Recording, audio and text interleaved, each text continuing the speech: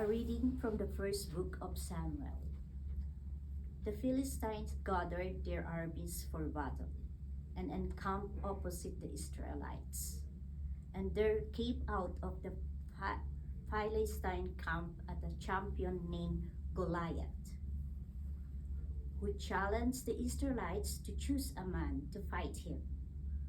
All the Israelites, when they saw Goliath, fled from him and were very much afraid. David said to Saul, "Let no one's heart fail because of him. Your servant will go and fight with this Philistine."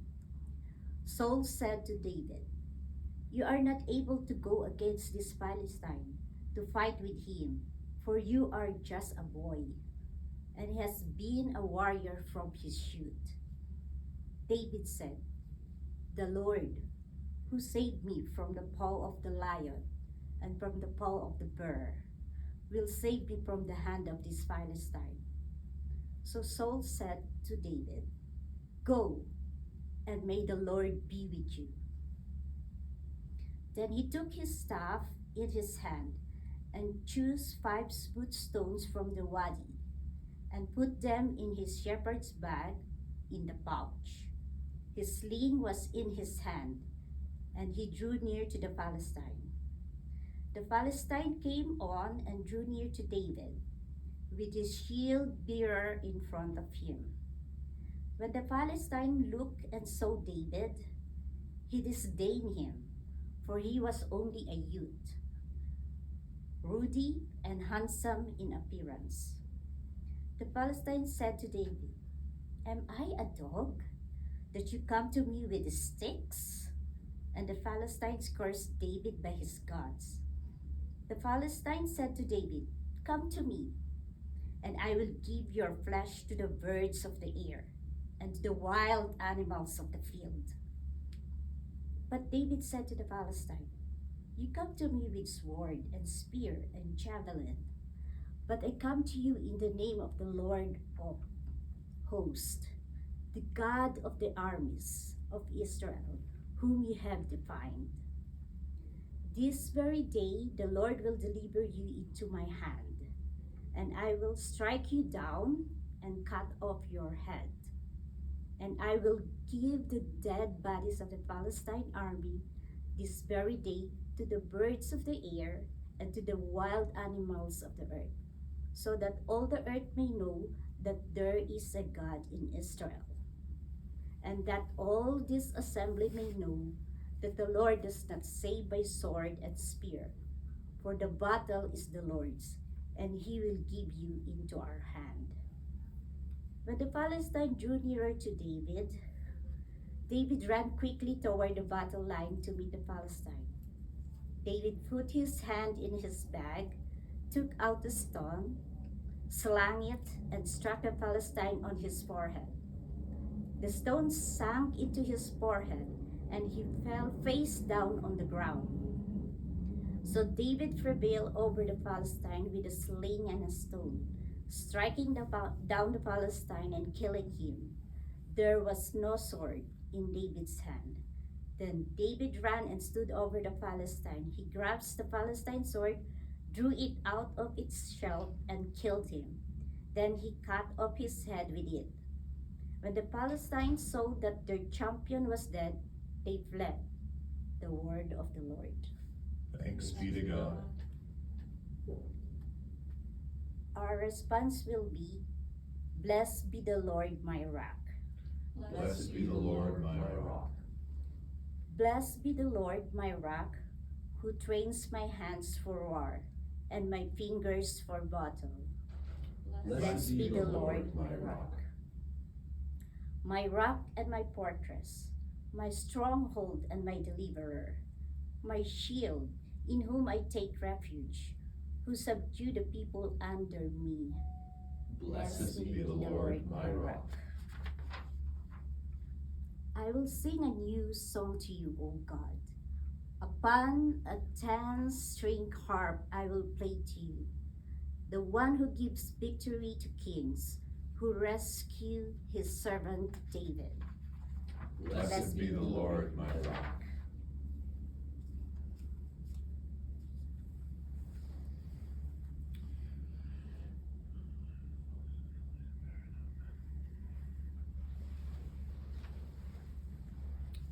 The Lord be with you. And with your spirit. A reading from the Holy Gospel according to Mark. Glory to you, O Lord. Jesus entered the synagogue, and a man was there who had a withered hand. The Pharisees watched Jesus to see whether he would cure him on the Sabbath, so that they might accuse him. And Jesus said to the man who had the withered hand, "Come forward." Then he said to the Pharisees, "Is it lawful to do good or to do harm on the Sabbath, to save life or to kill?" They were silent. Jesus looked around at them with anger. He was grieved at their hardness of heart and said to the man, "Stretch out your hand." He stretched it out. His hand was restored. The Pharisees went out and immediately conspired with the Herodians against Jesus, how to destroy him. The Gospel of the Lord. Praise to you, Lord Jesus Christ.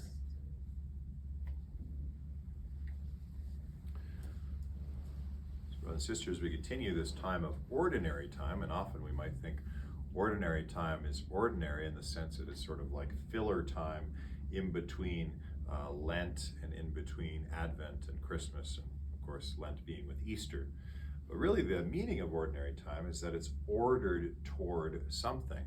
And what is it ordered toward? Well, it's actually the last theme that we got from Christmas, which was, of course, Epiphany, that the Wisemen visited Jesus, and also the baptism of Jesus. And traditionally, actually the song that is sung on this time of Epiphany references specifically an evening prayer, the baptism of Jesus, also the wedding at Cana, which is the first miracle of Jesus, and then of course we have the Epiphany itself, the visit of the Wisemen. But the idea of Epiphany is just what the title says, that it's a showing of self, that God is showing himself. And so all the readings and all the prayers are ordered towards this. And we also have, during this day too, and that's why the day is white, we remember St. Anthony, the founder of one of the first monasteries, at least the way that we think of them today. And so God shows himself to us. He shows himself to St. Anthony, so he goes out into the desert just to follow him, and to follow him alone, as our first prayer actually references on this day, that we'd love you above all things. And this is what we see with David. Now, classically, we probably know usually the age-appropriate story, at least, of David, but here it's you can almost picture it, that he goes down into the wadi, he picks up these little pebbles that would have been used. And first of all, we also might think that this might not be that threatening of a weapon, but we know actually in the ancient Near East that was pretty much the weapon of choice when it was ranged weapons. They would use these slingshots, and you would get them up to a high enough speed. So really, if somebody was really good at it, they could aim in very, very precise ways and be very, very, aim with precision and really hurt someone. And so he stands up to the Philistines, which have continually been raiding the Israelites. He's standing up for Israel. He's standing up for the poor. It's a war of defense. And he does this, but he does it because he loves God above all things. And it's interesting here to hear his logic. David refers back to the time that he was a shepherd. You protected me when I was with those lions and other things, right? And I killed those things. And so, nevertheless, Goliath wouldn't be an obstacle to God. And we see this with Jesus here, of course, who is David's great times many grandson, this idea of love of God above all things, that he knows what the Pharisees and others will do if he defies the Sabbath in their thought. Now, of course, we know that he's not defying the Sabbath, that the law to do good to others is much higher than sort of what somebody would think what you should do on the Sabbath, what you should do on the Lord's Day. And it's interesting in the Gospels, because a lot of times we think that maybe it's other things that Jesus does that actually end up in the crucifixion. But if we're really to take the Gospels literally, there is some semblance that other things that Jesus is doing is making the religious leaders mad at him and then betray him to the Roman government. But the testimony of all the Gospels is specifically around the Sabbath. Now, they think they actually have a reason to do this because in the law of Moses, it says that if anyone doesn't follow any of these laws, that you can put that person to death in the old law. And you can see how they take the law and they twist it.